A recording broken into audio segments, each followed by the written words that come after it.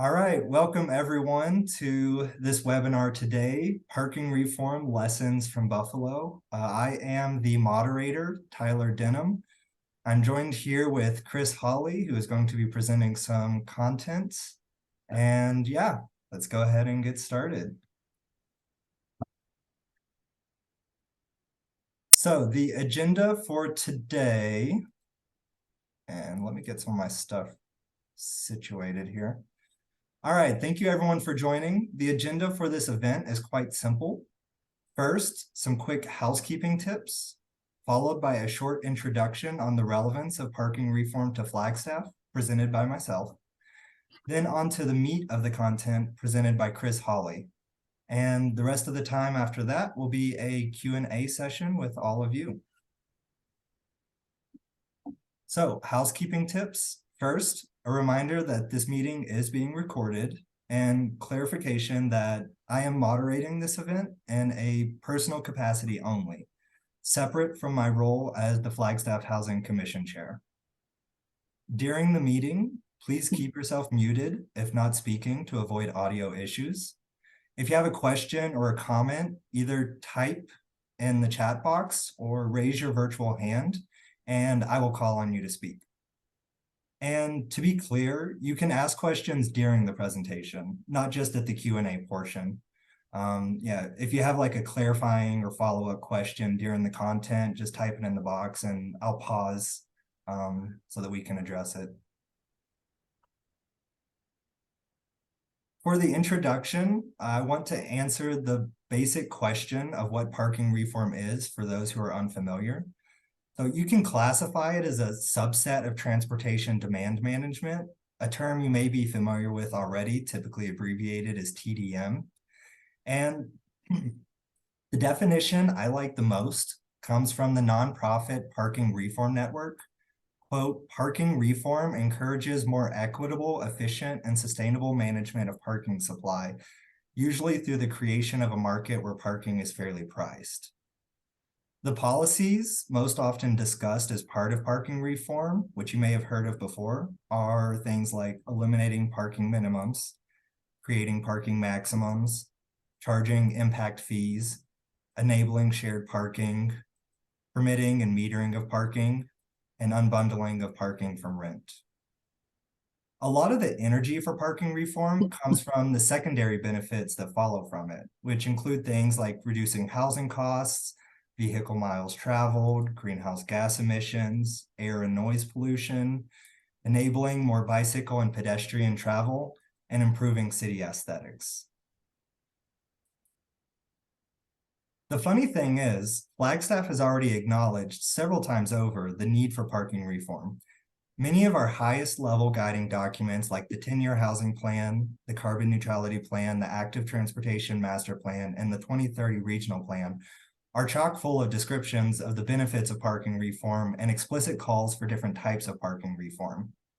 And chock full is no exaggeration. This here on the screen is a dozen examples chosen just because they'll fit on one slide from those documents.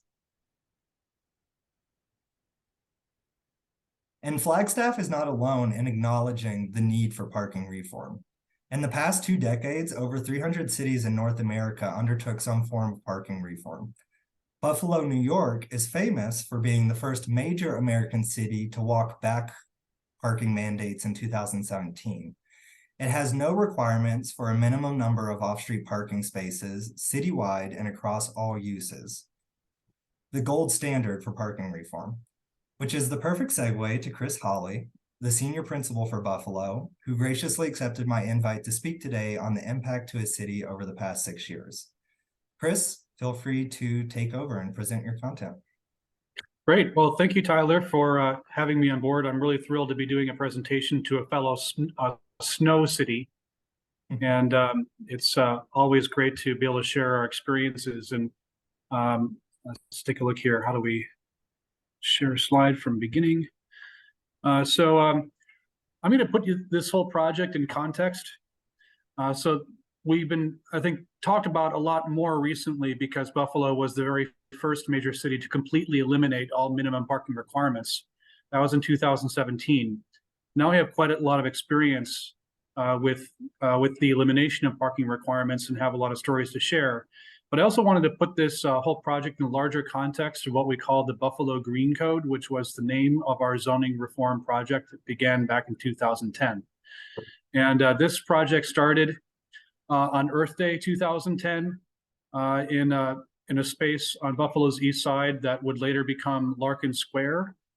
This was a case study in many ways, this neighborhood, in the disadvantages of our 1953 zoning ordinance, which the new Green Code repealed, that made it very, very difficult for developers like Howard Zemsky, who's speaking at the lectern, to enable walkable mixed-use development in our historic communities. This was a neighborhood that had always been complex and walkable and compact, a wide variety and mix of uses dating back to the early 19th century.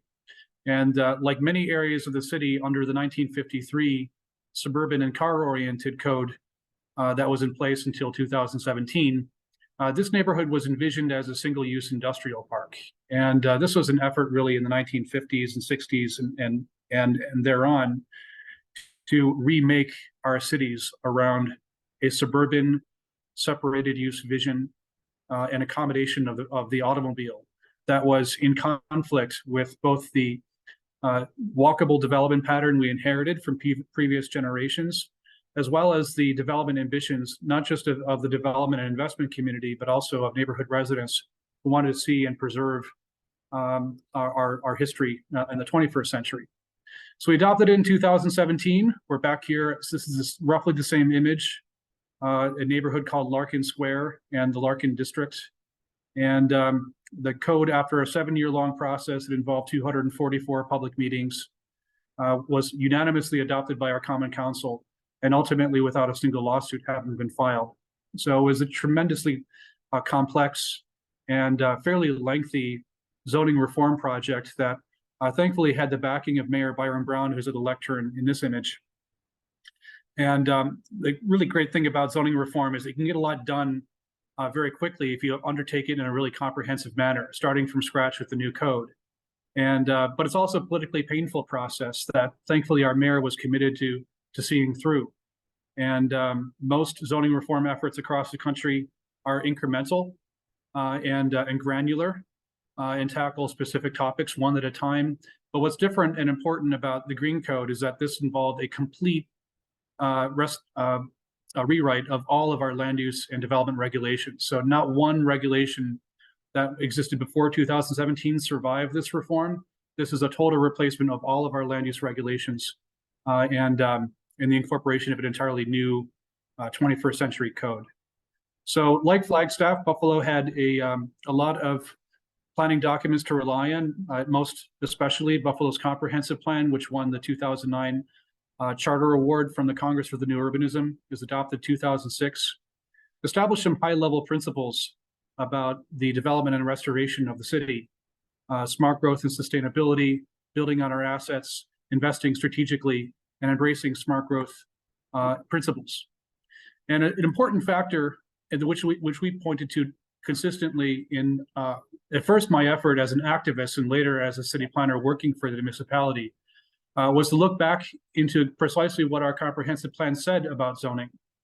And it was very clear that without a companion zoning ordinance, the comprehensive plan will lack the enforceability to make it credible and achievable.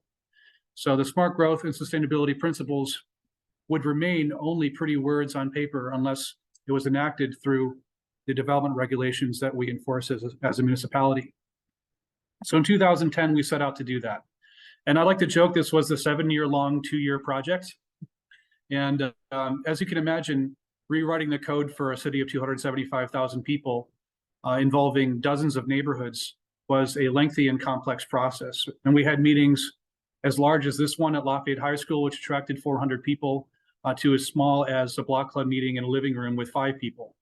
But this was necessary, I think, in order to get us to a point where we could adopt a comprehensive code that had a pretty large and broad-based ambition, which is to completely eliminate our conventional zoning code from the 1950s and to replace it with a citywide form-based code that was written in plain English, was highly illustrated, and supplemented with helpful tables and diagrams to make it easy for people, not just attorneys and architects, but average people to understand what they can do on their parcel and what their neighbor can do next door. We also wanted to build on Buffalo's planning legacy. So we were planned in the early 19th century by Joseph Ellicott, the brother of Andrew Ellicott, who designed Washington, D.C. after Pierre L'Enfant was fired by George Washington. Joseph Ellicott established one of the first and still one of very few radial street plans in America, overlaid onto which was Frederick Law Olmsted's Park and Parkway system, the very first such Park and Parkway system in U.S. history. And we have a long history of really prizeworthy urban design. This is Joseph Ellicott's Niagara Square at the turn of the century. And of course, Olmsted's system is highly prized and undergoing a comprehensive restoration. We also have a lot of great plans from the early 20th century, including the Plan of Buffalo of 1922 by Edward H. Bennett and William Parsons that anticipated, among other things, the construction of a new city hall at the foot of Court Street, which is now one of the most dramatic terminating vistas in North America. And beyond the planning documents and urban design achievements, we also just inherited a collection of mixed-use walkable neighborhoods, transit-served, that pointed in the right direction, I think, for a 21st century vision for the city. And what we heard in neighborhood after neighborhood was a desire for walkable neighborhoods to return and for that to be the model for development in the coming years. We also wanted to respond to our planning mistakes. We actually think that the zoning ordinance we adopted and amended dozens of times after 1953 is one of the giant mistakes. Its vision was to suburbanize our walkable, compact neighborhoods and over-accommodate the automobile. And the principles involved in our zoning code were very much the same that informed urban renewal, which resulted in the destruction of the core of Buffalo's shopping district in downtown and eliminated one of the most diverse and interesting neighborhoods in Buffalo, the Ellicott district on the east side, which involved the elimination of about 35 blocks of the city. We also, like many cities, ripped out our streetcar system and gradually undermined one of the great pieces of infrastructure that made all these walkable transit-served neighborhoods possible, and destroyed much of that urban design legacy. This is Humboldt Parkway, designed by Frederick Law Olmsted, which was replaced with the Kensington Expressway. And one of the most damaging, of course, effects of our highway network was the emptying out of our city of population into the suburbs, not just people, but employment opportunities as well. After the 50s and 60s, most of our population loss can be attributed not to deindustrialization, but to suburban flight. So we wanted to start from scratch because, of course, this was the first zoning rewrite we'd ever undertaken since 1953, when Elvis Presley recorded his first song in Sun Studios in Memphis, Tennessee. And it's the first citywide land use planning exercise since 1977, when Saturday Night Fever was released. And the code had also ballooned to a staggering 1,804 pages. It was nearly impossible to understand, but I think most importantly, it was out of date. It simply did not comport with what citizens expected for new development. It was difficult to understand to apply, poorly organized and written, and most importantly, it restricted, in fact, prohibited most walkable mixed-use development. And walkable mixed-use neighborhoods, I think, is the one thing we heard from residents in every community was really kind of the goal. But we had a code that required this, suburban sprawl. This is an example of a development that would have been completely conforming, 100%, under the code that was in place before 2017, and made our traditional walkable neighborhoods effectively illegal. So with clearly increased market demand for walkable neighborhoods in Buffalo and across the country, and a realization that walkability really does translate to real estate value in our tax base, we took a citywide form-based code to correct all of the errors of the 1953 ordinance and start over with a form-based code that was clear and illustrated. This is just an example of one of the 26 zones in our form-based code, each of which offers a visual depiction of how the neighborhood might develop under healthy market conditions with the application of the standards. Very helpful in helping particularly average citizens, as well as developers, to understand what all of the standards mean in terms of a particular kind of physical environment. And this is one example, the N3C mixed-use center zone, which incorporates most of our neighborhood main streets outside of downtown.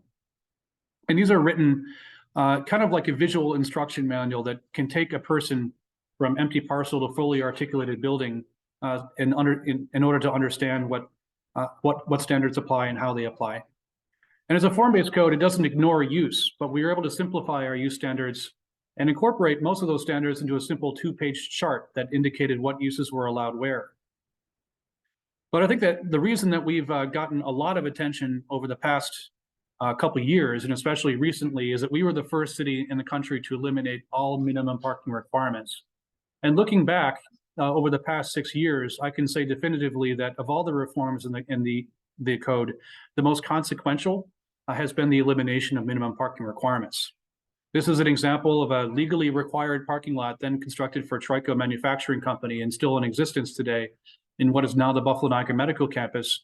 That was a standard result of minimum parking requirements. A large employer, in this case, requiring to provide X number of parking spaces offsite dedicated to the use, unavailable to other users in the neighborhood, that establish essentially a regulatorily required automobile-dominated urban environment, even in this case, very close to downtown.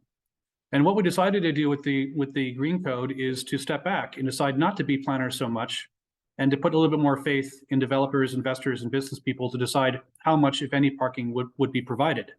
So we established essentially a market-based approach to off-street parking, and then focused the standards, if parking is provided at all, on the screening, landscape, and stormwater management requirements that will be in place if the parking is provided. And what this has done is put other transportation alternatives on an equal footing. We are lucky as an American city that we were mostly built out by 1950. Most of the development in the city and neighborhoods in the city were built to the scale of the pedestrian, highly accessible to bicycles. We're a relatively flat city, and we still have a fairly healthy public transit system. And in fact, we're one of the smallest cities in the country to have an underground subway and light rail system that runs the 6.4 miles from downtown Buffalo to the entire stretch of Main Street. We also have a policy on how to do complete streets. Buffalo was the first municipality in New York State to adopt the Complete Streets Ordinance in 2009. And what the Green Code incorporated was a policy on how to do complete streets by incorporating street dimensional standards directly from the ITE's Walkable Urban Thoroughfares Manual as an alternative to the AASHTO Green Book. And I think what we've absolutely seen at a time when Buffalo is starting to rise again in population, we're actually the fastest truly Rust Belt city to grow. In the last census, we added 17,500 people to the city of Buffalo. In fact, not only is the city growing again, but we are growing while our suburbs have actually seen a modest decline in population. So much of our population growth can be attributed to inward moves from suburban residents, as well as to an uptick in the number of immigrants and refugees who have moved to Buffalo. An overall goal with the Green Code was to establish a clear and predictable approvals process. A form-based code is uniquely enabled to do so because it relies less on the public hearing process and negotiation in the development review process, and much more on objective standards that can be applied by inspectors. So a lot of projects that had to go through public hearings before, particularly smaller scale projects that are fairly routine, no longer require public hearings as long as they meet all of the objective standards of the code. And with parking no longer on the table, it has created a culture change in the city in how we approach transportation and development. And I think the most interesting psychological effect that I've seen, having witnessed public hearings around development issues both before and after the code, is that parking isn't talked about as much, because there's no such thing any longer as a variance for minimum parking requirements. And as soon as the code was adopted, we saw from some of our first legal zero parking projects. Most projects, of course, still provide some degree of parking. Sometimes it's more or less. But as soon as the code was adopted, our very first zero parking project was approved at 15 Allen Street, a 12-unit building with a ground story shop, and done in a contemporary fashion, reincorporating a historic facade in the Allentown Historic District adjacent to a Metro Rail station. In downtown Buffalo, we saw a 201-unit building erected next to a new supermarket in the heart of downtown Buffalo, which itself has no parking spaces. This wasn't part of an official affordable housing program, but it was essentially marketed as workforce housing to people starting out their careers and work in downtown Buffalo as paralegals or secretaries or starting out in some other profession at a younger age. The whole idea behind this project was to be geared toward folks who rely on their cars less and perhaps parking in a ramp nearby, or don't drive at all. And this has been a hugely successful project that has enabled 201 units to be built in the heart of our downtown and contains no parking spaces, perfectly legal under the new code. But that doesn't mean that parking isn't always provided. This is an example, the grid, also along the Metro Rail line, mixed-use building, 217 dwelling units, contains one parking space for every 2 dwelling units. So one for every, so whatever 217 is divided by 2. Which of course are provided in the rear. We pay a lot of attention to the placement of parking, but not the number. Another great example, 330 unit building closer to UB South Campus, geared to students, contains only 1 parking space for every 3 units. The developer determined that in a project geared toward students at the University of Buffalo that this wasn't a project that needed a whole lot of parking. And it's all provided in the rear. But just another example of the kind of flexibility that the new code has put in place for investors to determine what parking is provided and how. Another very interesting project, some 200 units, office space, artist loft space in our former grain elevator complex at Silo City. Parking lots provided, but not nearly as much as would have been required under the old code. And we also have one of our signature projects in Buffalo is the resurrection of our old insane asylum at the Richardson Olmsted complex. A vast, long vacant 600,000 square foot insane asylum designed by Henry Hobson Richardson, with the grounds designed by Frederick Law Olmsted, that is being converted to a boutique hotel and a couple hundred apartments. No chance you could put as much parking as would have been required into the old code without sacrificing this beautiful green space. And of course, we all know how damaging parking can be in terms of undermining a historic environment. This is a National Historic Landmark. There's no chance that under the new code we would have wanted to provide any kind of impediment to resurrecting one of our great architectural resources. But I would say, and this is something that's been missed by some of the studies about Buffalo's experience with eliminating parking minimums, that the most profound and systemic effect of parking minimum removal has been on small projects. This is just one of many, many examples. A long vacant pie shop, or well, it wasn't a pie shop before it was a pie shop, a long vacant commercial building that was reopened as a roughly 400 square foot pie shop, 2 apartments upstairs in a residential zoning district. And it's a legacy commercial building. Our code, in fact, one of my other favorite sections in the code is section 6.1.1.f, which allows for the reactivation of legacy commercial buildings regardless of the zone they're located in, so long as they meet a few easy to understand standards. And but this was able to open without a single parking spot, would have required 4 parking spots under the previous code, might have killed the project because there's physically no space for it on this 25 by 100 foot parcel. Another example is actually the building we're standing in right now.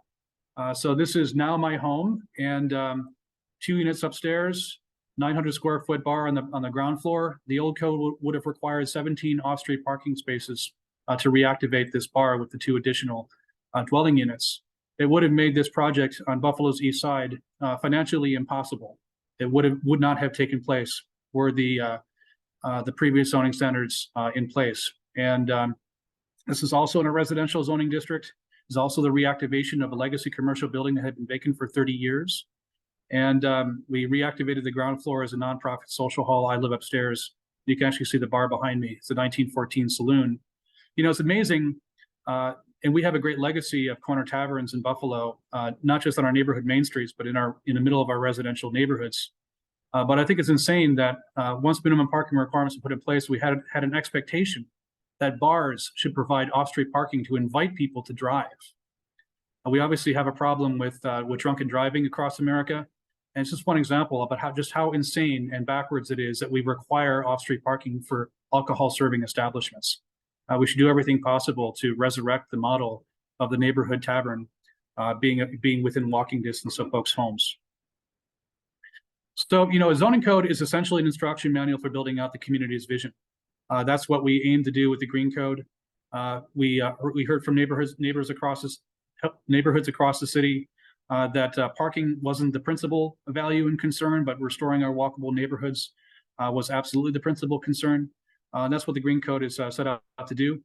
And I'm happy to answer questions and tell you more about our experience. Thank you very much. Yeah, thank you so much for that content presentation, Chris. Everyone in the chat, we are now at the Q&A portion. So just to reiterate, you can type a C or a Q in the chat if you want to make a comment or a question, or you can raise your virtual hand and I'll call on you to unmute yourself and ask your question. But yeah, let's go at it. What questions do we have for Chris?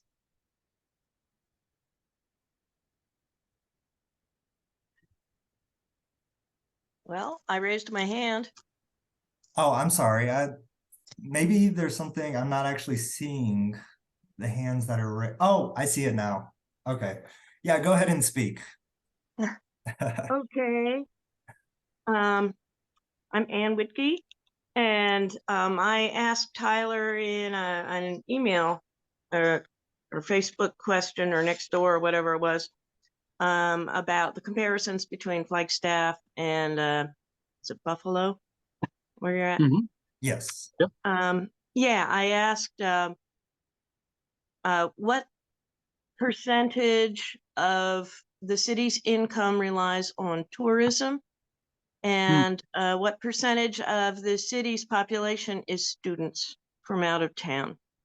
Because I think that is a very major difference. I mean, I do agree with walkability. I wish our local neighborhoods were more walkable. There's a lot of people who walk dogs and they end up walking in the street because the sidewalks are so narrow. You can barely fit one person on there with a stroller.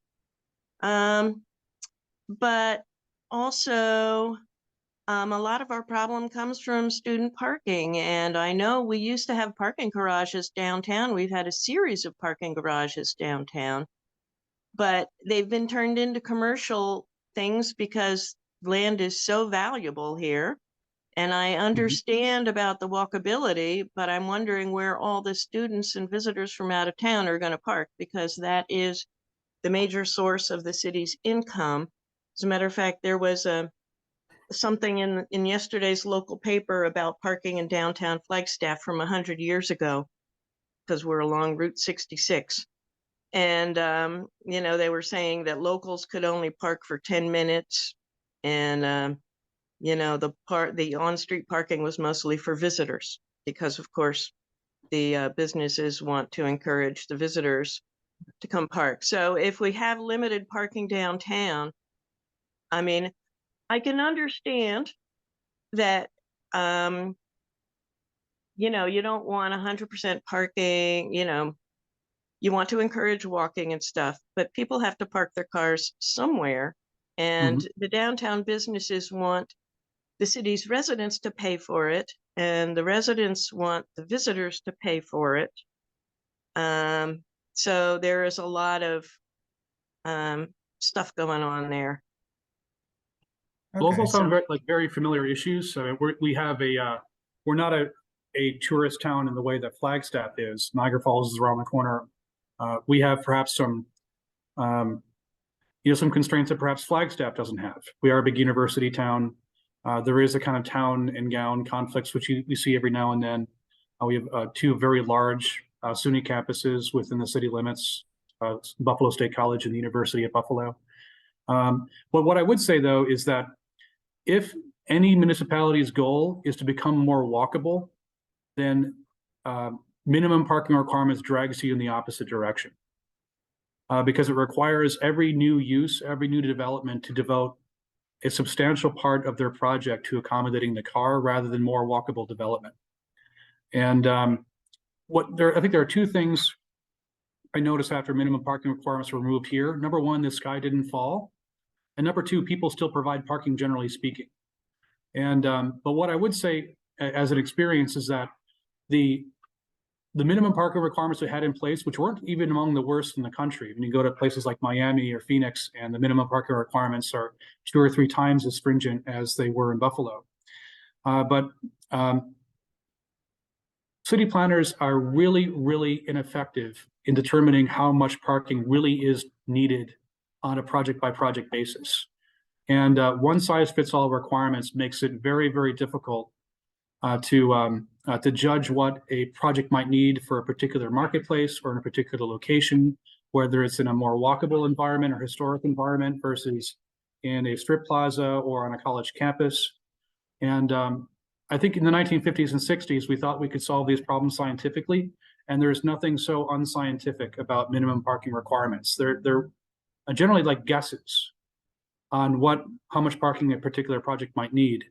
And what we've seen in the past 7 years, as projects have come through the pipeline, at a time where we've seen more development than I think we've seen in the past 50 years combined, is that needs are different depending on what market is being served and where it's located. And our goal, certainly as a city, is to become more walkable over time, and that requires putting biking, walking, and public transit on equal footing with parking. And if you're in a physical environment where parking is required on every site, walking, bike, that drags uses apart. It disintegrates, I think, the complete streetscapes that you need in order to encourage walkability, and makes it very, very difficult to meet the overall goal of creating a more walkable, mixed-use environment with a wide variety of transportation options. And so I think the big leap we had to overcome is the whole idea that we should stop planning for how much parking should be provided at every site. And that is a very, very difficult thing for city planners and residents alike to grapple with, because it means releasing a little bit of control. But once that took place, and of course, we still have plenty of standards for landscaping, screening, and the placement of parking. But once it took place, things kind of worked out. And it hasn't resulted in Carmageddon, hasn't resulted in any new constraints in parking and congestion in any of our neighborhoods. We have a lot of experience with it so far over the past 7 years. Parking is sometimes provided, sometimes it isn't. And but we have a little bit more freedom and choice than we had under the previous code, a lot more flexibility to accommodate high quality investment. Okay. So I'm going to ask a quick follow-up to Anne's question, and then after that, I'm going to call on Anthony. I see that you had your hand raised, and then after that, Austin. But the follow-up to Anne's question, I think one of Anne's concerns, and Anne, feel free to jump in if I get this wrong.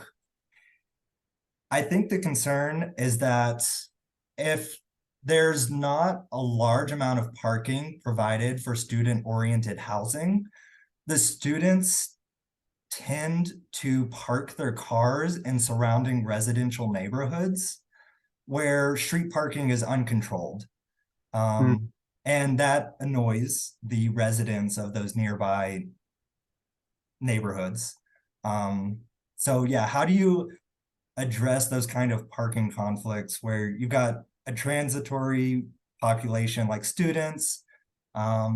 They don't tend to have cars, but if you don't provide a lot of parking, they'll bring cars anyways, and they'll park them on these unregulated neighborhood streets nearby. Mm-hmm.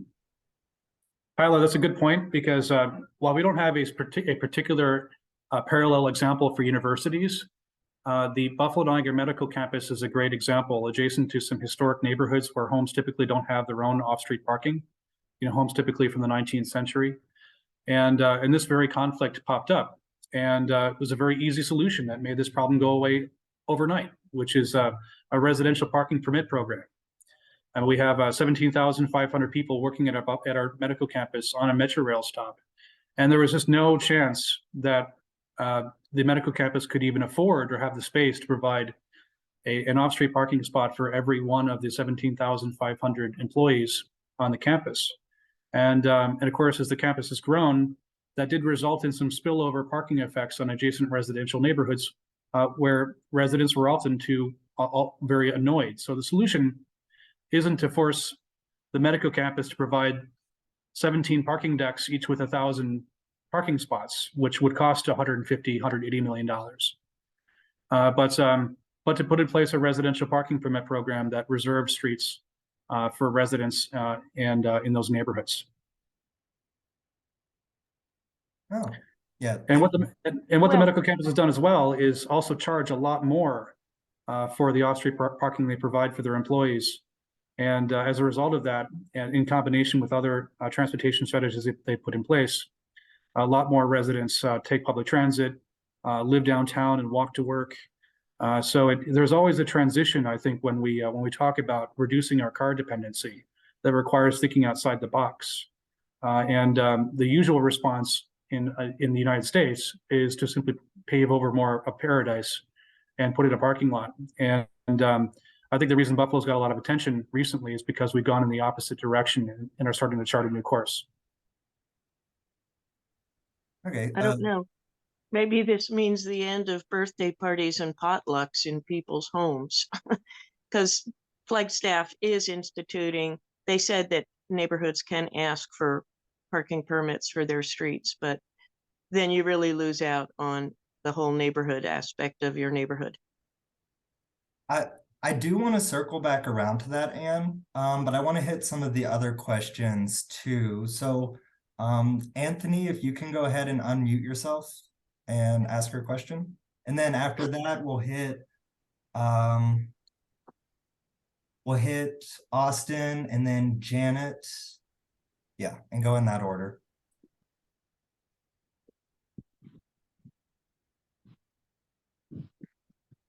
Last response. It's kind of a simple question. I got this from the presentation that was offered. So when it seems to me like that in Buffalo, they're taking the opportunity to make less parking spaces for establishments, and it seems to be working out. But is the idea behind it that if we have less spaces, less people will drive to those places? Like somehow intuitively they'll just know that their car won't be able to be parked? Or do you see issues with overflow parking where it's not equitable for everybody who has a car in that area? Well, I think we're lucky in some ways because we inherited a lot of walkable neighborhoods from the past. And so we already had a lot of practice, I think, as a city culturally in how to approach neighborhoods where parking is already constrained. So the transition wasn't very difficult for us. But I think that the goal, yes, over time, is for there to be gradually less parking in places where the demand is not as great. But we haven't seen the kind of Carmageddon scenarios that some folks talked about before we made the code. People can still drive places; they still get around. They aren't facing any major inconveniences as a result of the code. We're just kind of seeing how things go, and so far things have gone great. And we've seen a lot of new businesses spring up, smaller scale projects that in particular benefit the most from the elimination of minimum parking requirements. While in other areas, people still provide plenty of parking. It's like we have a new, Chick-fil-A, and they have their own models. And the Chick-fil-A drive-through provides just as much parking as it would have under the previous code, but it's in a more car-oriented section of the city. So we just decided to let go of a little bit of control while making more investments in walkability and bicycle infrastructure and public transit, so that over time we were able to resurrect the walkable development pattern that we inherited from previous generations.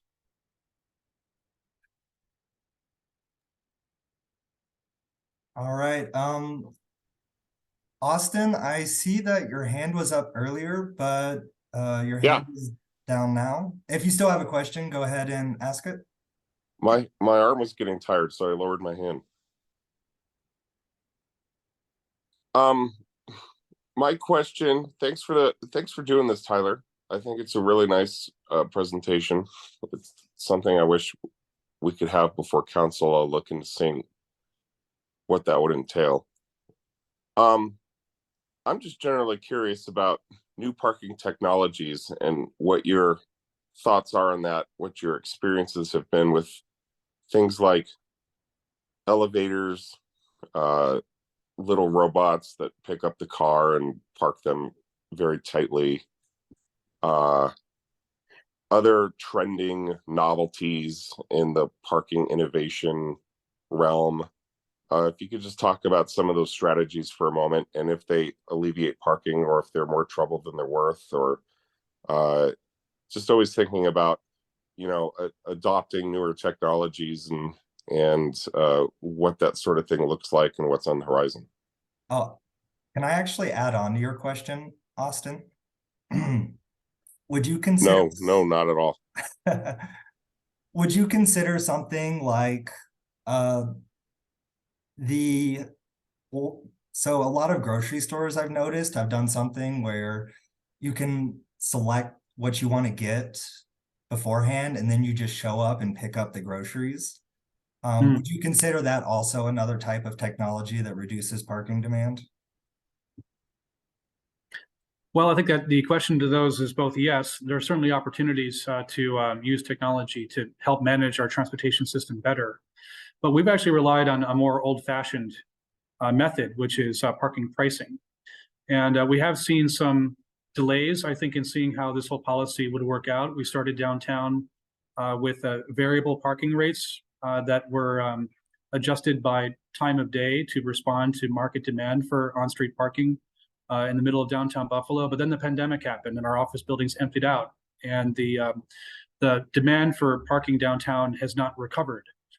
So we haven't had an opportunity to measure its effectiveness, but the most effective tool in managing a constrained parking supply is price. And you know, for larger scale developments in Buffalo, we have a transportation demand management plan requirement that requires developers to make an estimate on their anticipated travel demand, and then propose strategies to reduce single occupancy vehicle use. And the most commonly used strategy is to decouple the price of parking from the price of rents for either business occupants or residents. And what we've heard back from developers is that has been the most effective in reducing demand for single occupancy vehicle trips of any strategy we've employed. You can put out all the bike racks in the world, incorporate bicycle showers, improve the transit stop out front, and you know, add landscaping to make the physical environment nearby more pedestrian friendly. But price is the most effective strategy in changing people's transportation habits. So whether it's to control spillover from a college campus, or to prioritize residents over tourists, for instance, using price in high demand areas is both an effective strategy in minimizing single occupancy vehicle trips and also in raising revenue for physical improvements that can make a city more walkable, bicycle oriented, and transit friendly. And we've used parking pricing since the 1920s when the parking meter was invented. So we know this works. We've got 100 years of experience with it. Okay. Does that fully answer the question, Austin, or do you have a follow-up? Well, I think that answered your question. I don't think it addressed my question at all. Well, I just say, you know, Parking technologies, novelty, helpful part of the process, or more of a distraction and not even really relevant to the conversation? Probably relevant. I have to say I haven't given a lot of thought to high-tech ways of managing on-street parking supplies. We're also a weak market city that is not likely to be able to afford super expensive parking strategies.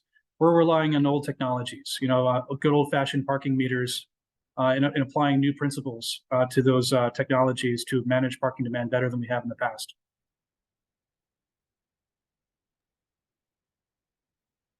Gotcha.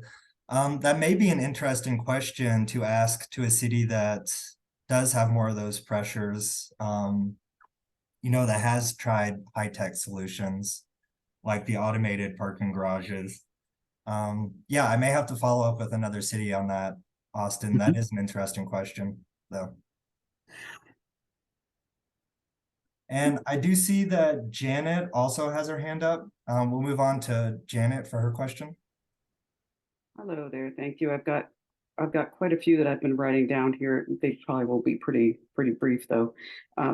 One would be business impacts. And you may have said this, if I missed it, I apologize, but did you see a business impact that would happen, since we are so dependent on tourism in that downtown area? I would imagine that if you started to either eliminate spaces, or as new developments or projects would take place, then spaces would become fewer and fewer. Did you see any negative business impacts? We've probably seen the largest growth in small businesses in our lifetime so far. I mean, the Buffalo is growing again. There's a lot of investment taking place in neighborhoods across the city. And I'd say that the positive effect of eliminating minimum parking requirements is simply removing that immense cost, both in resources to build parking and in the ability to do it at all for smaller scale projects. So like I think one of my favorites is the pie shop. I mean, it's on a 25 by 100 foot parcel with a minimal investment. This Sadie, who I know very well, that now runs the pie shop, worked for minimum wage at a coffee shop before she branched out to open a small business on a small residential street on Buffalo's west side. If she were required to put in an $80,000 parking lot, the project wouldn't have happened. And most folks in this walkable neighborhood walk or bike. Some drive and they find adequate on-street parking supply to access the store. But it's just one example of many that I could name, particularly of smaller scale projects and people who don't have the resources of a large developer. And the financial impact of removing minimum parking requirements has been overwhelmingly positive without producing any of the negative effects that in parking spillover that people often anticipate. Okay, second was do you use park and ride at all? Because we do, we have a fairly large suburban area population of people that do go in town, would like to go into town, and or tourists that would need to come in and park their car somewhere. Have you had any kind of increase in a park and ride that brought people from different locations into the city? Well, we still have a fairly extensive and viable public transit network that includes pretty good connections to our suburban communities. So about 17% of Buffalo commuters still take public transportation to work. And that's on a level equivalent to, say, Portland, Oregon, or some other larger cities that have really healthy public transit. And that's certainly helpful. And we don't have a lot of park and ride options. The only park and ride option that we have is for our medical campus. So some folks are shouldered in from parking facilities further afield. Those are expensive solutions that require a lot of staffing and aren't always as effective as a simple normal public transit system. But I would say that, and Tyler pointed out this in his presentation, that removing minimum parking requirements is only one solution in a menu of potential reforms to make for an effective transportation network in your community. But it is the one reform that's absolutely necessary if you want to be serious about walkability and mixed-use compact development. Because mixed-use walkable neighborhoods are incompatible with minimum parking requirements. So I would always say it's step number one. But there is a wide variety of other parking reform and transportation strategies that are often needed to make a city truly sustainable from a transportation standpoint. Okay. And I would imagine there would be a fair amount of handicapped options. Those are the people that obviously are going to need to park closer to a place because they can't actually walk physically. Mm-hmm. So I don't know if your handicap percentage has gone up in the parking places that you do have. We, as a practice, have on-street spots dedicated for the mobility impaired in all of our higher demand neighborhood business strips and in downtown Buffalo. I was actually surprised to learn this isn't a common practice in virtually every American city, but particularly for Buffalo, which is mostly built out before the car became the dominant form of transportation. That's how we accommodate the mobility impaired much more often than not. And but I would also say that car-dependent environments are not friendly to the mobility impaired. On average, having a walkable, compact neighborhood where most of your daily needs are close at hand is always more friendly for people who are older, who are younger, like children, or for people who have mobility impairments, than environments where you must drive to every destination. So that's number one. And number two, there are fairly common sense ways to accommodate the mobility impaired with on-street parking, dedicated spots, and other strategies, rather than paving over our neighborhoods and cities with gigantic parking lots. Okay, yeah, thank you. And last, I guess, would just be a request as Tyler, I guess, is the one that's reaching out maybe to another city that had a little bit more of a bigger tourism impact, just because it would be a little more similar to Flagstaff. But thank you for answering my questions. Thank you. Yeah, I can absolutely do that, Janet. That's actually something I've been thinking over for the past week or so, is what city I might reach out to for the next webinar. Oh, but I do want to add on to Janet's middle question. So when you're talking about sort of how will residents from outside the outer edges of Flagstaff get downtown? I do know that Flagstaff is planning a downtown connection center. I wish I had more details on that project to share. I know it's been before city council a couple times, some of the planning aspects of it. But I think that's similar to what you're talking about. It's like a planned location where visitors will be able to park and then either take a bus to another part of town, or they'll be close enough to downtown that they can walk to destinations. I'll have to look up more of the details to share with you though, but I do know that's something Flagstaff is planning. If I'd say there is one city that is both regionally similar and has a massive tourism element, it's Boulder, Colorado, which has really been the leader in transportation demand management strategies in the country. And so of any city I could think of that would be similar to Flagstaff, I'd say that Boulder is the closest example. Okay, yeah, I have to reach out to them. And I see that Maria Jones also has her hand up. Maria, feel free to go ahead and unmute yourself. And I apologize if my voice is a bit hoarse. I've got a bit of a sore throat today.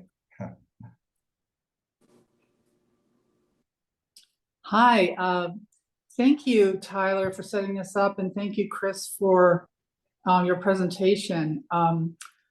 In fact, that Downtown Connection Center is kind of on my mind with the question I was going to bring forward, which is about the effect on civic space. It's really good to hear sort of examples of how businesses, especially small businesses, which are really important in Flagstaff's downtown area, historic downtown area. Well, across all of Flagstaff, I would say.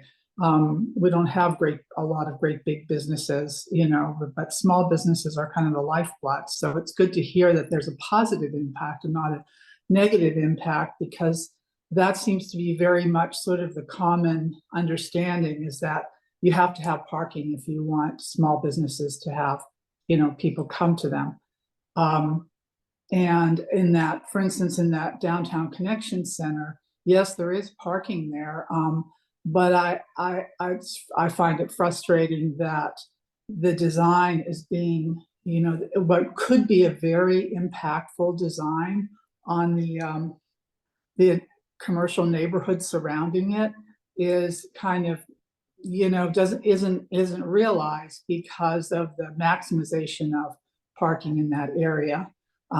Places that should be part of the civic space, designated civic space, are being sort of claimed for parking, and there's not a lot of flexibility from the city point of view about giving up that parking for civic space.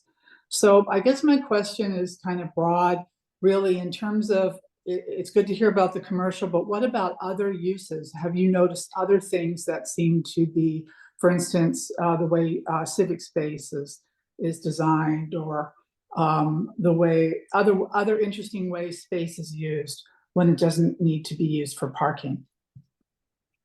Well, the example I brought up earlier, I'll bring it back up again. 201 Ellicott.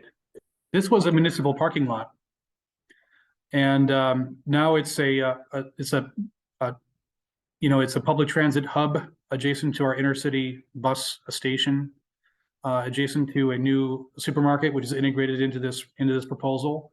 There wasn't a streetscape here of any kind. And it's just one example of how, and we're seeing increasingly more of this happen downtown, where many of our underused parking lots in the periphery that were built some 50 years ago are now being built up for development. And we're getting some of our mojo back as a walkable downtown, and I think until the late 2000s, 2009, 2010, downtown Buffalo was a 9 to 5 office and parking environment. And after 5 o'clock, you could shoot a cannon down the street, never worry about hitting anybody. And as a few thousand housing units have been built downtown, mostly in historic buildings or on underutilized parking lots, we've seen a tremendous improvement in the overall quality of our public spaces, and extending this walkable environment beyond just the core of a couple of our better streets like Main Street or Chippewa Street, onto places that had no real viable street activity or urbanism whatsoever. And this is just a great example. This was a miserable block until this project was developed. And one of the reasons it's so active and vibrant now, well, this is a rendering, is that there's 200 units on a relatively small parcel. And most of those folks walk and bike downtown. Some of them have cars, some of them don't. And we now have another pocket of walkability in downtown Buffalo of a dozen that I can think of and point to. And, you know, parking is never makes for, especially surface parking, never makes for a high quality pedestrian environment. And if you can convert more of your off-street parking supply to walkable development, particularly mixed-use walkable development, you're going to see more people walking and more people biking and more people using transit, and gradually reassemble a healthy downtown, which I'm sure existed in Flagstaff to a greater degree 50 years ago, before cars became the dominant form of transportation. So just to reiterate that question, you have seen an increase in use of civic spaces, and you do think that that's connected to the elimination of parking requirements? To the extent that it has enabled a lot more development than would have been allowed otherwise, absolutely. Okay. I'm going to circle back around. I don't see any more hands raised, so I'm going to circle back around to Anne's question at the beginning. So Anne had a question about, you know, how do you hold like neighborhood barbecues? How do you go visit friends that live on the other side of town if you have a residential parking program? Have you seen any deleterious effects on the social fabric, like people not feeling like they can go and visit their friends and family in other parts of the city due to the elimination of parking minimums and the implementation of residential parking programs? No. Of course, there's an asterisk on that because we have a residential parking permit program only adjacent to the Buffalo Niagara Medical Campus. And it's the only place where we've seen a need for it to be developed. And not all on-street spaces are devoted only to residents. So it's been carefully planned and implemented to provide space that is absolutely dedicated for residential use, others that are dedicated to visitors or nearby employers. But the idea behind that was to create a balance in a limited number of on-street spots to ensure that residents weren't annoyed or no longer enabled to have easy access to their own homes, while accommodating visitors and employers in the adjacent medical campus. So I don't know as you know Flagstaff's example personally, but certainly there are examples of these in other cities where they've been carefully managed and implemented to provide the proper balance between visitor parking and resident parking. Okay, so in a residential parking program or a well-designed one, there will be spots on the street reserved for residents, but there will also be spots reserved for or available to visitors so that you can go, you know, visit your friends on the other side of town for a birthday party or something. Correct. Yep. Okay. Yeah, thank you for that. And I see that Adam has his hand up. Adam, you can go ahead and ask your question. Yeah, thank you, Tyler. You know, and thank you, Chris. Great presentation, and grateful for the questions and the community discussion that we're having here. I just wanted to, you know, just kind of piggyback on that last comment that you were talking to about, you know, community and whatnot. You know, obviously Israel's a whole different world than Flagstaff is, but when you know, my family's from Israel, and yeah, rarely did we ever drive up until more recent years. And public transit and walking and car share and taxis, we got around just fine, and we made it to all the different cousins' birthdays and picnics and community events just fine. And I guess my point would be just to the community members that are feeling concerned about these types of changes. If there's a will, there's a how. And ultimately, I think, Chris, to your points that you're making, life is better and quality of life is a lot better, and economic development is a lot stronger. And just, you know, things are just better all in all. And yes, we have students, and yes, we have, you know, tourism, but, you know, look what NAU did with the cost of parking on campus. They used to have cars in like a traffic jam all day, every day. And then they raised the cost to park on campus to $400 for a permit. And now everyone takes the bus, walks, and bikes. And it's a beautiful sight, and it's a great environment to be a part of. I think that Flagstaff should head that direction. Not saying that we should raise our parking fees to 400, but I think that, you know, we should follow what Buffalo's done. And I'm grateful that, you know, Vice Mayor Austin Aslan is on the call. And hopefully he can champion this. Not sure about vertical parking garages. I think that's going to be very costly, but worth exploring for sure. But I think that, you know, a lot of the fears we'll find not to be as concerning once they're implemented, and park and rides, and, you know, the tourism come here because they want to walk. But yeah, maybe we do need some more park and rides. I know with Mountain Line, I was working on trying to get a parking ride established at NAU South Campus. But, you know, there's just not the leadership in place currently, or the desire by the city and by other partners to make these types of things happen yet, but hopefully soon. Anyways, more of a comment than a question, but thank you. And I see that Maria Jones has a follow-up question. Feel free to go ahead and unmute yourself and ask that. Thanks, Tyler. Yeah, I do have another question, Chris. I'm not a big fan of parking regulations for sure. I'm very interested in this session. But there's a sense in which in our historic downtown, parking regulations have saved a lot of potentially buildings from being removed. When regulations allow for 6-story buildings and we have 2-story historic buildings, one-story historic buildings, the fact that they would need to create parking makes it difficult for people to develop those kinds of projects and thereby tear down those historic things. Now, I don't know if it's much of an issue in a place like Buffalo, but that is a kind of to me, a sort of an entrap. Obviously, you know, we would have to also have, if we had parking, new parking code, we would need to write code that would protect those buildings, which is a very difficult thing to do in Arizona. State.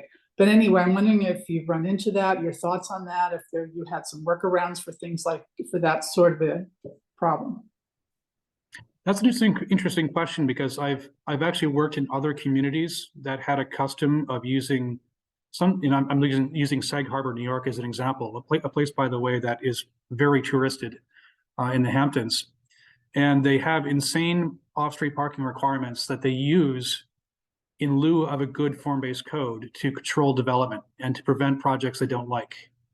And I would just say that the answer to that is that using a destructive standard like minimum parking requirements to prevent unwanted development is generally a bad idea, and that you should use standards like height maximums and design standards and the like to get the kind of development you do want, rather than use minimum parking requirements as a patch or as a strategy for preventing projects you don't like. And I think that was one advantage of Buffalo's approach to code reform, is that it was wrapped up in an overall comprehensive rewrite that was able not just to eliminate minimum parking requirements, but also put in place all of the finely detailed standards that are needed to create a walkable environment. And a lot of attention to paid to building design, particularly at the ground story, for instance. Where parking is provided is generally hidden or screened. And so I would, as a zoning professional, caution any municipality to see minimum parking requirements as a means for achieving something other than requiring off-street parking, like historic preservation, preserving the scale and height of a historic community. There are other standards that are much more effective at doing that. And so I would just say, unless your goal really is to provide lots and lots of off-street parking and lots of parking lots, it is a very kind of ill-conceived tool to achieving particular development ends. And do you think that's bad just because it makes the code complex? You have this parking requirements in there, but the point of the parking requirement isn't to require the parking, it's actually to prevent unwanted development, and that just makes the whole code more complex and hard to understand what it's trying to achieve. Is that why it's bad? Absolutely. And, you know, and that was a strategy used by some activists years ago to prevent unwanted development from taking place. And now that minimum parking requirements are no longer the table, we can actually focus on the standards we did create in the new code to require the kind of development we want to see. I mean, the reason that our zoning reform project took 7 years of development was we had 242 community conversations to kind of figure out exactly what the form and character development ought to be and to embody those ambitions in our standards.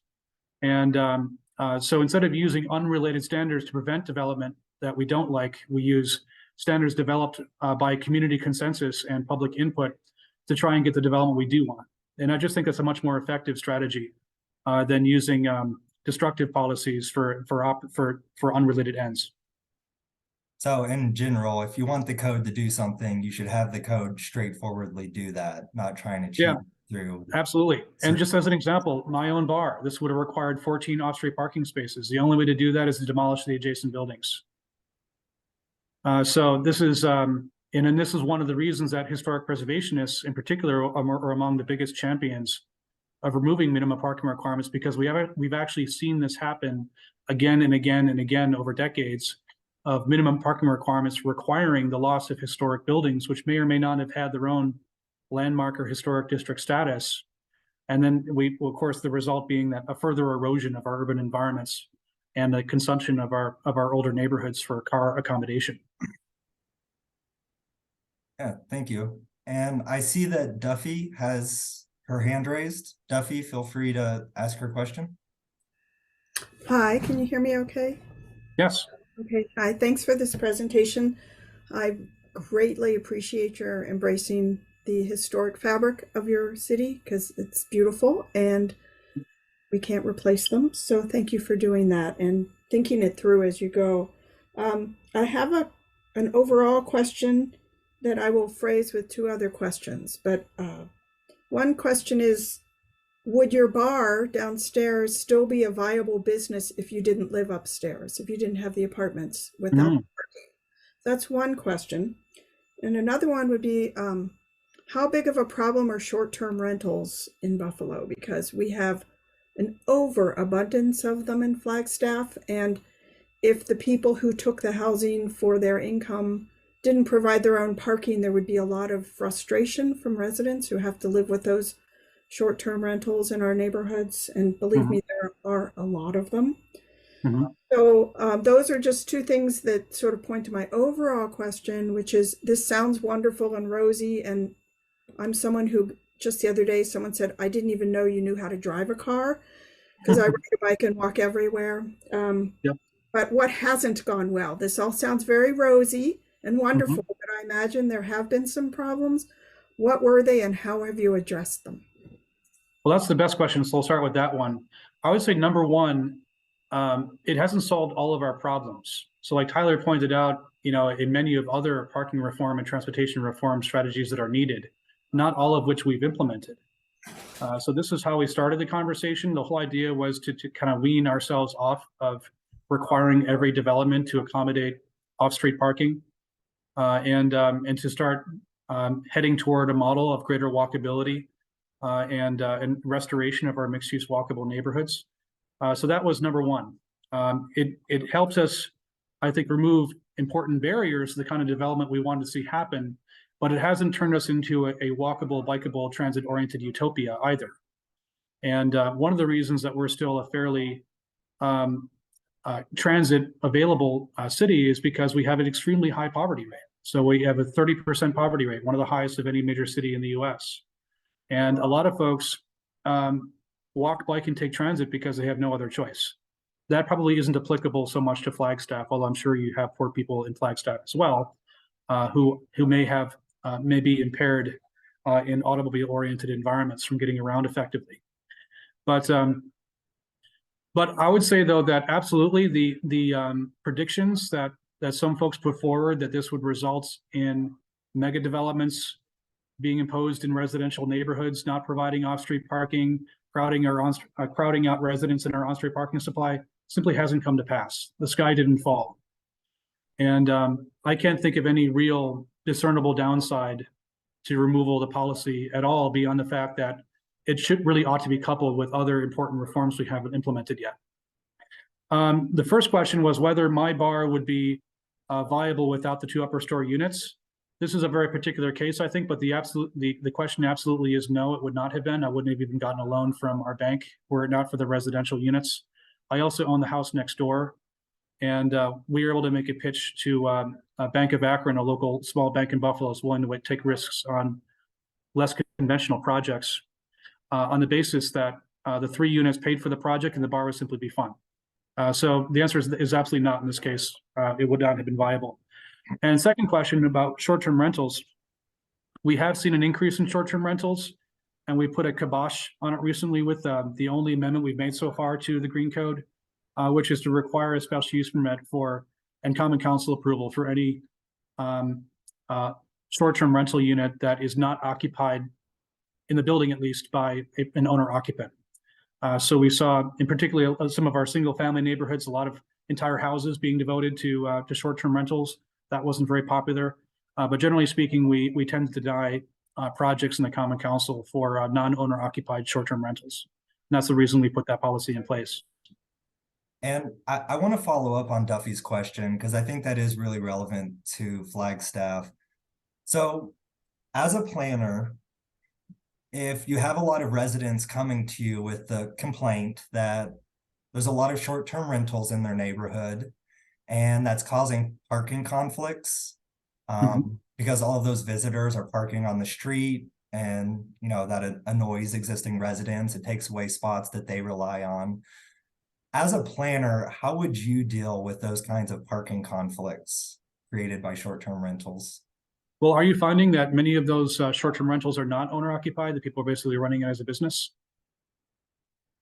Yes, I believe there's something a bit over 600 in the extended area, although 600 doesn't mean anything to you if you don't know what percent of the overall housing stock that is. Yes, it is an issue.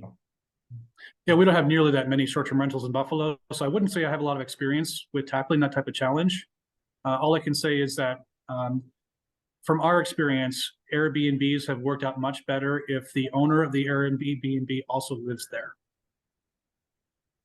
Would you consider something like a residential parking program a tool to manage parking conflicts from short-term rentals?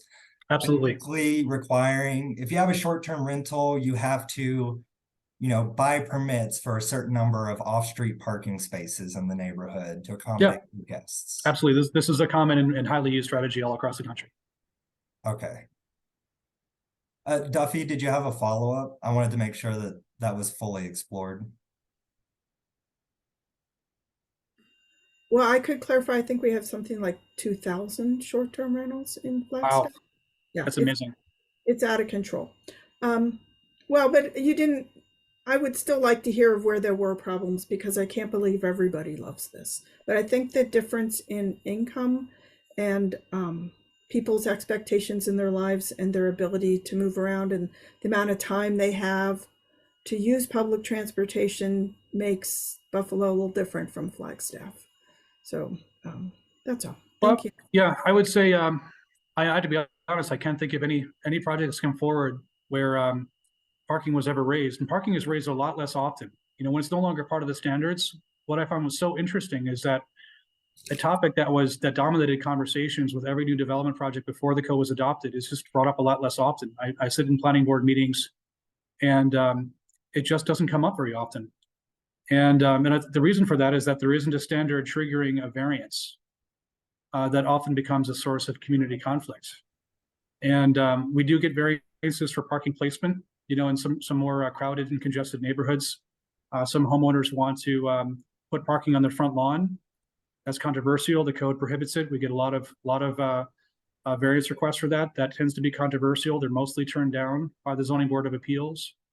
And but we haven't had a project yet where the response has been, "Oh my God, this is a nightmare. I can't believe we allowed this to be developed, and now parking is impossible." That hasn't happened.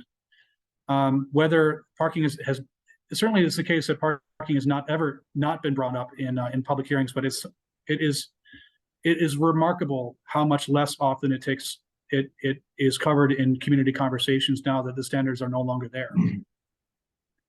And I see that Anne has a follow-up, has another question. So I'm going to ask Anne to ask her question. But before that, do you think part of the reason that you are not getting a lot of complaints about parking is because elimination of parking mandates doesn't immediately impact the overall supply of parking.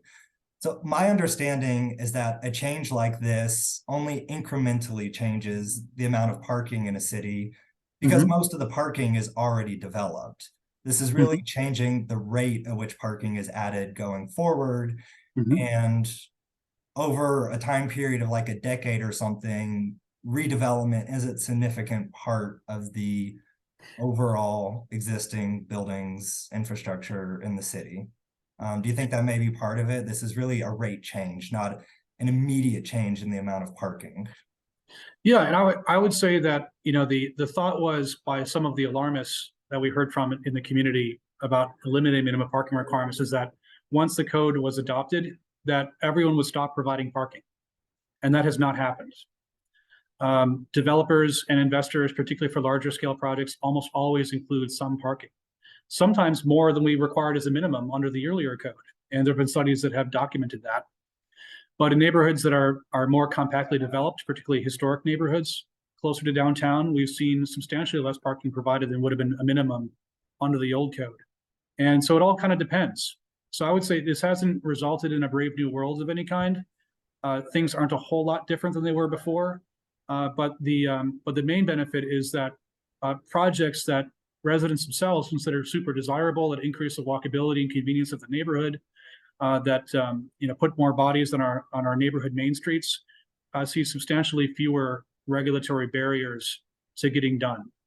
And because we've moved to a model of a code, a form-based code that is based on objective standards, we are guaranteeing investors that they will receive approval for their projects within 62 days if they meet the letter of the code. That's an important reform. And because we spent so many years really trying to understand neighborhood residents' expectations for new development, we were able to build that into our code and control travel demand impacts in other less direct ways. So in most of our neighborhoods, we have a 3-story height limit. And when you have a 3-story height limit, that automatically limits the number of units you can put into a building and the kind of parking and transportation demand impacts that can have on the immediate surroundings. While in places like along our Metro Rail corridor in downtown and on certain sections of our waterfront, we allow for substantial more density where there's a much larger degree of access to public transportation and to walkable and bikeable amenities. So the one-size-fits-all regulations have been set aside, and now we just have a lot more flexibility to respond to particular situations in our neighborhoods and to take advantage of opportunities for improvement and development that weren't available to us when the old code was in place. Gotcha. And you can go ahead and ask your question. Oh, okay. Yeah, I wanted to point out that I don't drive myself anymore because I am vision impaired.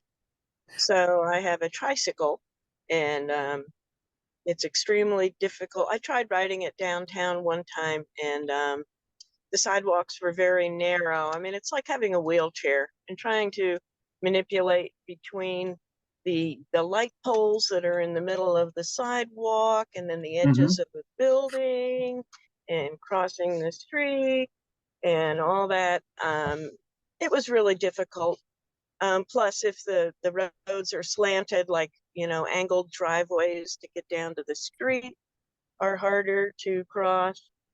So yes, the handicapped issues are definitely an issue, and it's just a lot easier if I ask my husband to drive me to the grocery store so we can do shopping.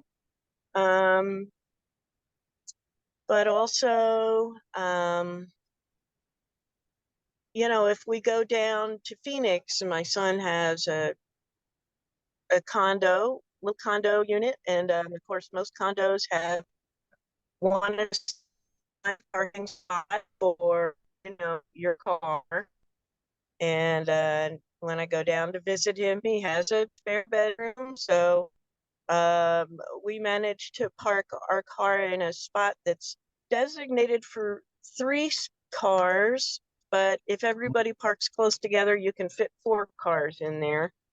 And there's also some street parking outside the condo area. I mean, And it's not even just Flagstaff that has this issue. If you don't supply enough parking spots for the occasional visitor, or even for piles of snow, as happened this winter, there were people on the Nextdoor app who were complaining about little condo housing unit things that were taking all the snow because they only had 6 parking lots for their 6 units and pushing all the snow out onto the public streets and blocking people's houses.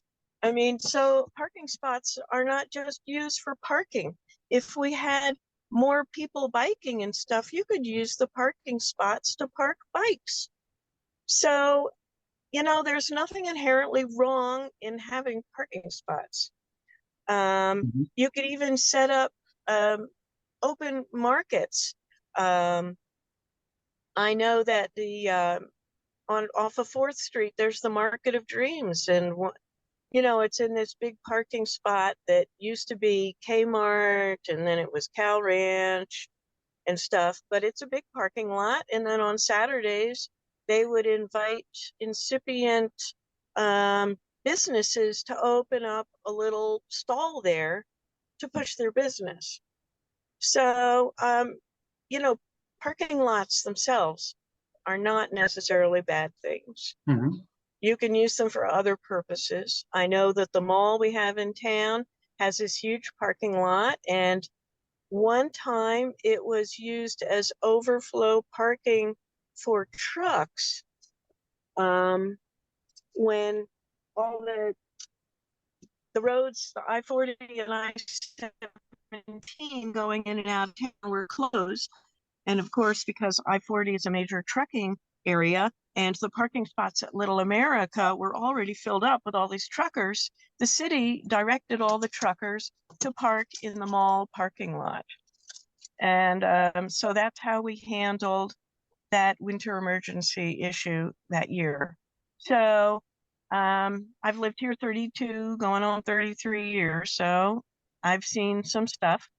And I just want to bring that up. I don't know how much of a issue snow is in Buffalo. I guess if people don't have cars and if there's not truckers going through town all the time, maybe it's not so much of an issue, but it's always good to have some overflow and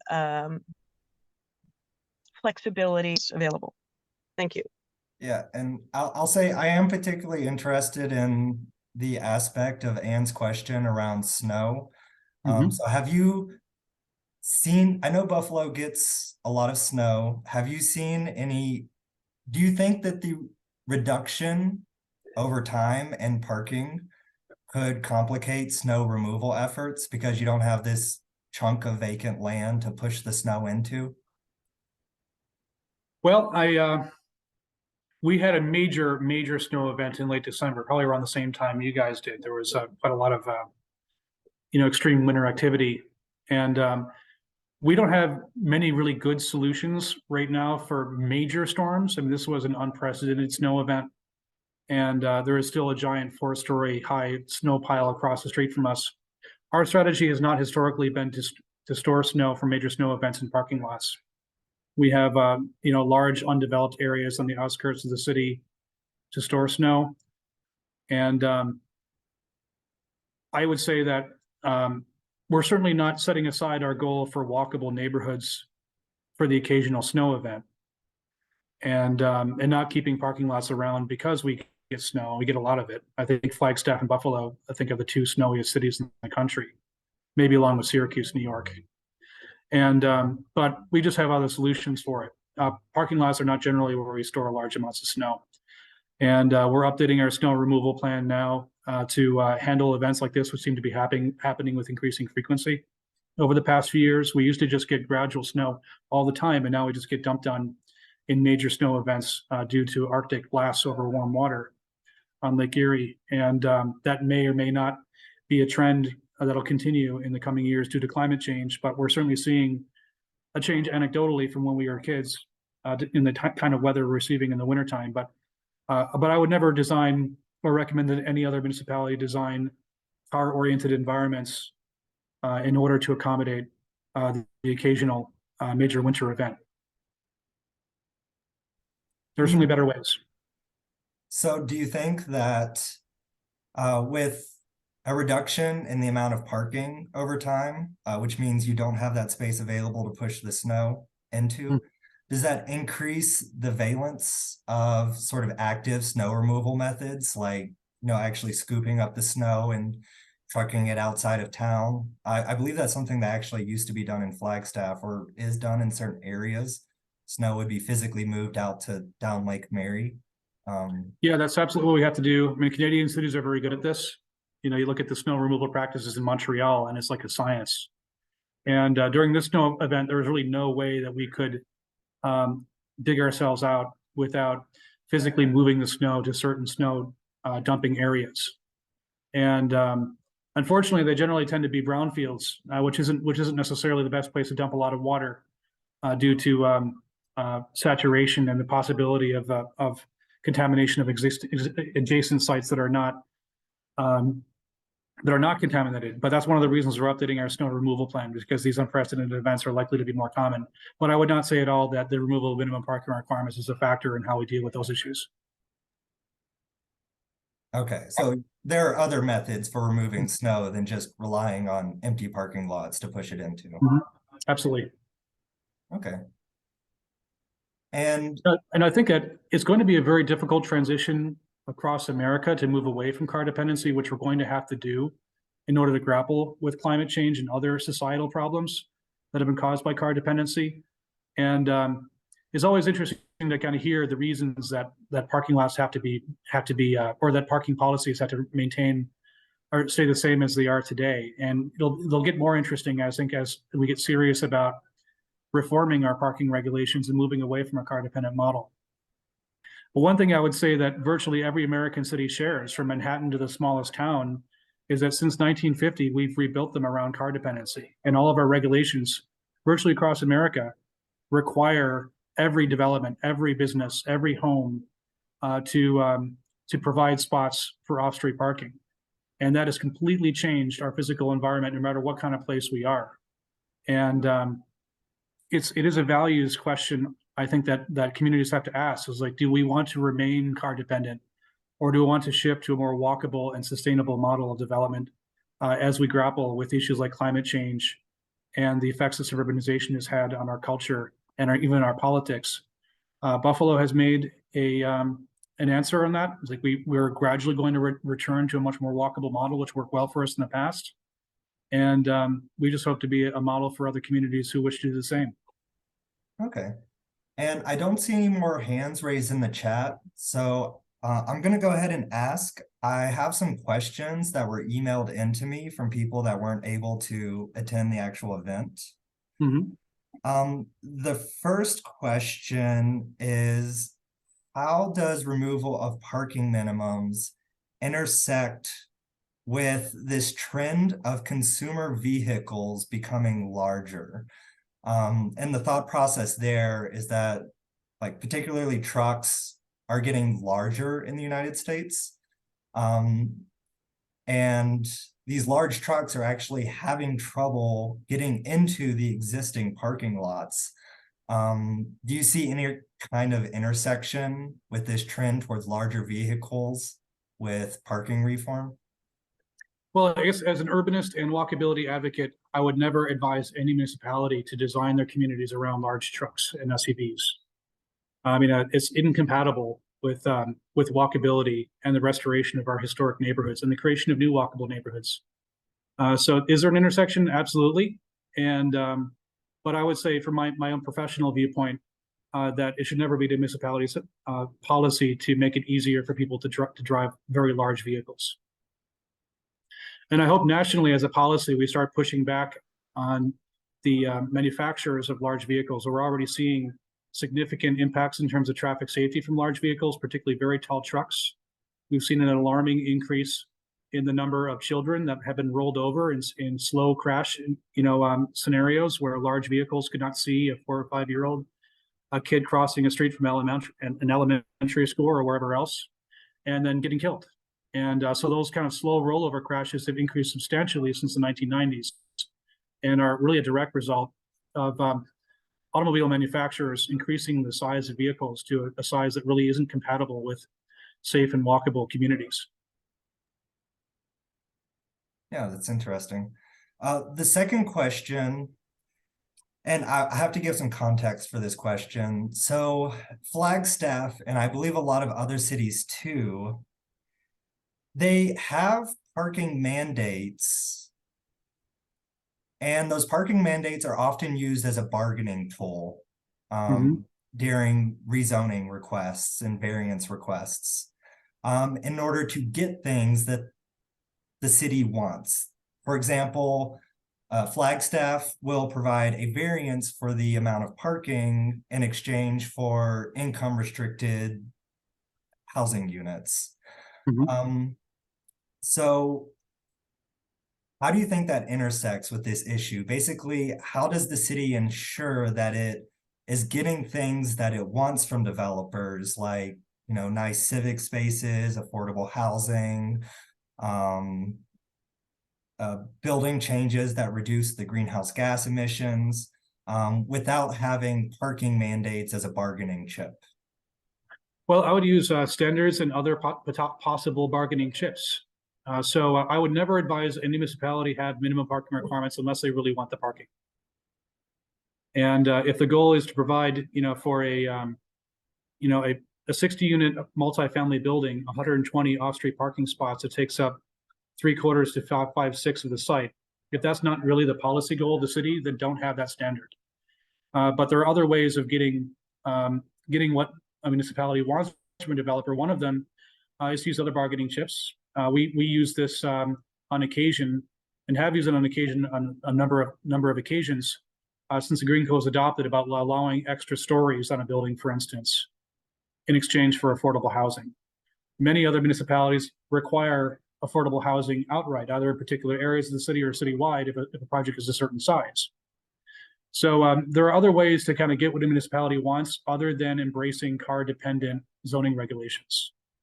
And if I were advising Flagstaff or any other municipality on a zoning reform, I would never advise continuing that strategy because it's unpredictable. Because on the other side of the coin, you might just get a giant parking lot instead of what the municipality wants, rather than simply requiring those outcomes through mandatory affordable housing policies, for instance, or using other means such as height bonuses to achieve the same ends.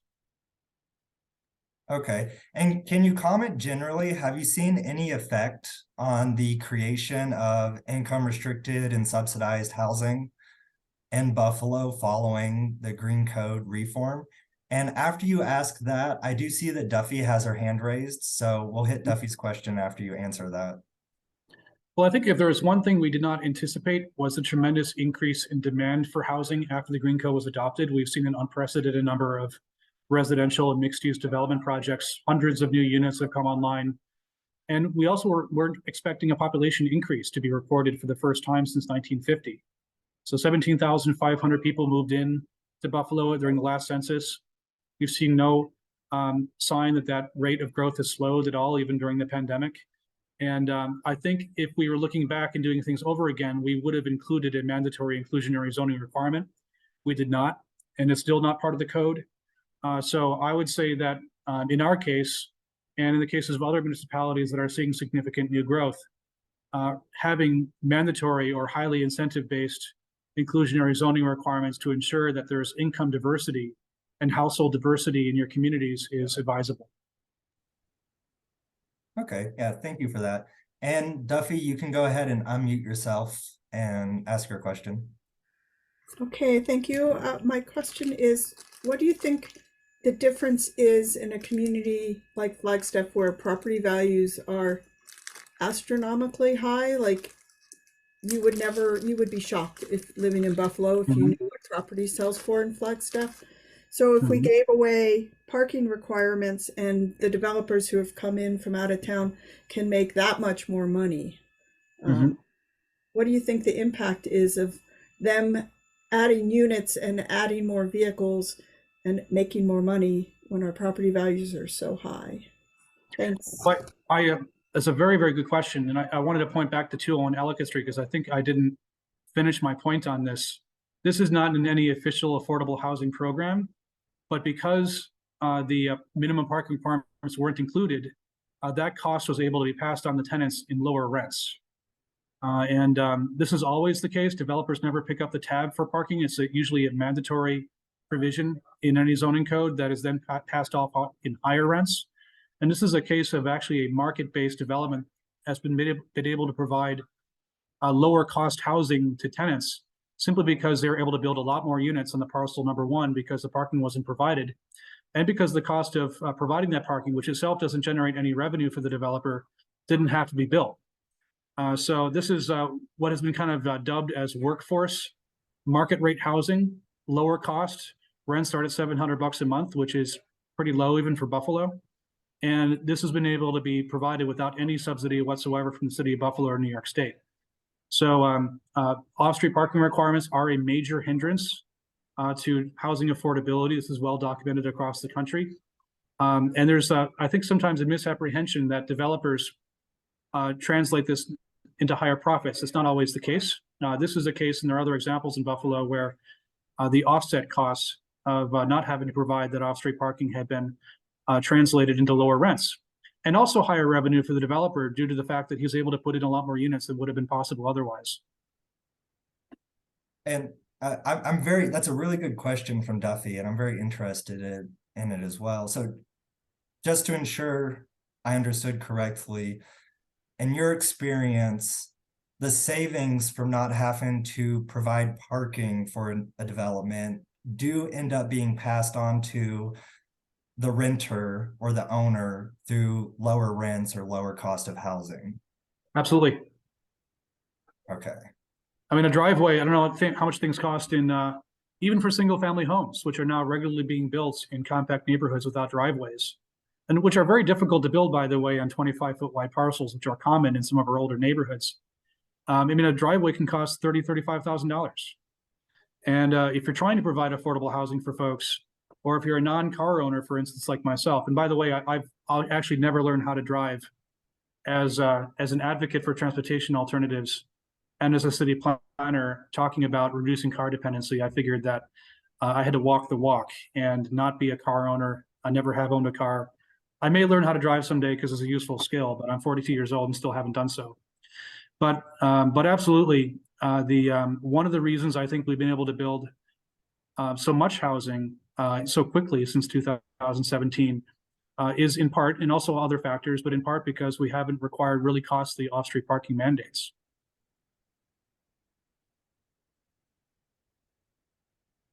Okay, yeah, thank you for that response. I'm glad that Duffy asked that. That's actually one of the questions that was on my list that were emailed in, was something very similar to that.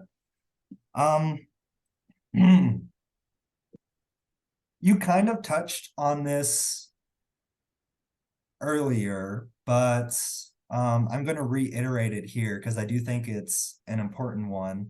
How do you ensure access for residents with mobility limiting disabilities in lieu of parking? And you touched on some of this in other questions, but yeah, let's bring it all together here with this question. You know, I would include in mobility limited also children and the elderly who have given up driving.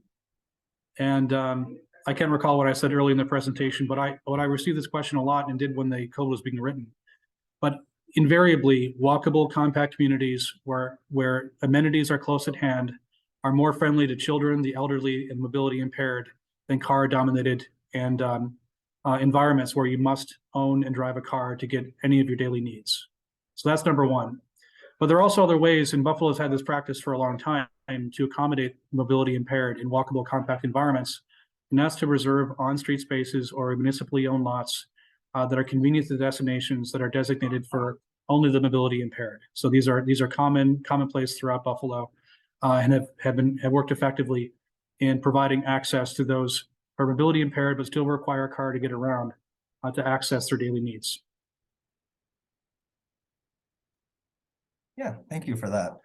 And I've got one more question on my list that was sent in beforehand. And I don't see any more questions in the chat. So after this, I think we can wrap everything up. But this question is, did you receive any negative feedback to the policy in the early stages? And how did you respond to it? Yeah, basically, was there a lot of resident pushback? What were the big concerns, and how did you address those concerns in order to pass these policies? Well, I'd say that we really only had objections in an organized way from a single neighborhood, which is Elmwood Village, adjacent to a college campus. And where there had been, before the Green Co was adopted, a significant amount of development pressure. And the major reservation from residents at the time along Elmwood Avenue, which is the center of this neighborhood, there was a maximum height requirement of 5 stories. And what residents envisioned, perhaps accurately, is that new 5-story buildings be erected in a neighborhood that has some public transit access, but not a lot. And that the developer would then push all the off-street parking demand onto the on-street supply, which is already quite limited in a compact neighborhood. And our response to that was to reduce the height limit to 3 stories. And that satisfied most people's responses. And we've more or less stuck with that requirement. There have been a couple projects approved with variances with a 4-story and the 4-story step back. Many of those projects have at least a small amount of off-street parking available for tenants. But our response to the concern about travel demand impacts in the adjacent neighborhood was to reduce the allowable scale of development to be more in line with community expectations. That was fiercely resisted by developers, by the way, but was one of the compromises that actually got the code ultimately adopted unanimously by the Common Council. And I think has been fairly effective in minimizing the travel demand impacts of new construction in Elmwood Village, combined with a larger set of reforms that made it much easier to do mixed-use urban development in the rest of the city. So when the 2017 code was adopted, before that time, only Elmwood Village had kind of a form-based overlay. And developers took advantage of that to do a lot of really compact development. But once we spread those standards to the entire city, there's really hardly been a single neighborhood in Buffalo that hasn't seen some degree of new construction and reinvestment in historic buildings for new development. And that has spread out the demand beyond this one neighborhood to many other sections of Buffalo. Did you also consider things like residential parking programs in order to assuage the fears of neighborhoods about overflow parking and parking conflicts? You talked about that earlier as a way to manage those on-street parking conflicts. So far, we have only employed a single residential parking permit program as a pilot in the Fruit Belt adjacent to the Buffalo Niagara Medical Campus. And that has been effective, I think, in alleviating the parking concerns that were raised there. We haven't had a need to do this yet in other neighborhoods. So we're still a fairly, Buffalo actually has one of the highest rates of car non-ownership in America, also due to poverty, of course. About 30% of households don't have a single car available to them. That's a pretty high number, and is really only exceeded by a few municipalities in the country. But we're still able to, I would say we're not yet at a point where everyone can thrive without a car, but absolutely in Buffalo, you can survive without one. And that is not true in many American cities. So we did have that advantage, I think, in making this reform and being the first city to do so. But if any municipality, however, wants to move toward a more walkable, compact, and sustainable development model, they could do well by simply starting with the removal of minimum parking requirements and later perhaps considering maximums, which we do not have in place in Buffalo. Okay. Well, I do not see any new questions in the chat. So I think we can go ahead and wrap up. But I want to say, Chris, thank you so much for accepting my invite and agreeing to come and speak and answer all these questions. It's been really insightful. And also, I want to thank everyone who joined in the audience. I really appreciate the engagement and all of the questions. Excuse me, Tyler, I've been like trying to wave my hand at you. Can I say something? I'm sorry. I thought your hand was just left up from the prior question. Yeah, go ahead. Excuse me for interrupting, but I think it's really important to make the distinction between Buffalo and Flagstaff, where we don't have inclusionary zoning, and when we have 4 million people living down in Phoenix area and the wealthy are fleeing, they're buying second homes up here, and maybe they'll live in them someday, maybe not. There is no reason why any developer would lower the cost of anything when they can sell to someone with a lot of money out of Phoenix or California. So that's not realistic for Flagstaff. You're very, very lucky in Buffalo that you can do that. So that's all I wanted to say. Thank you. Okay, well, I am curious, Duffy, if there are any cities you think would be a good match for Flagstaff that you would be interested in hearing from next. I know that Boulder, Colorado was mentioned.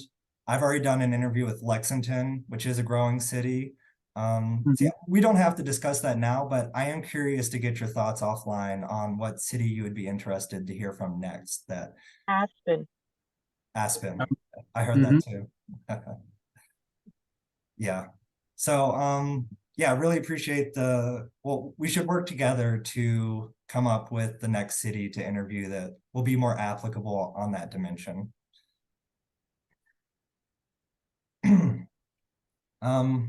But if no other questions, yeah, I'll go ahead and complete the wrap up. Thank you everyone for joining. I really appreciate the engagement, the really great questions. It means a lot for me. I know this is a Monday for you guys to take time out of your schedules. And Chris, yeah, thank you so much. This was really great. Thanks. I appreciate what Absolutely. you did here. Very good to have been able to present. So I'll have to visit Flagstaff at some point, place I haven't been to yet. Yes, it is a wonderful place. You should come see for yourself. Absolutely. Well, thanks so much, everyone. Yeah, thank you. Everyone have a great rest of your day.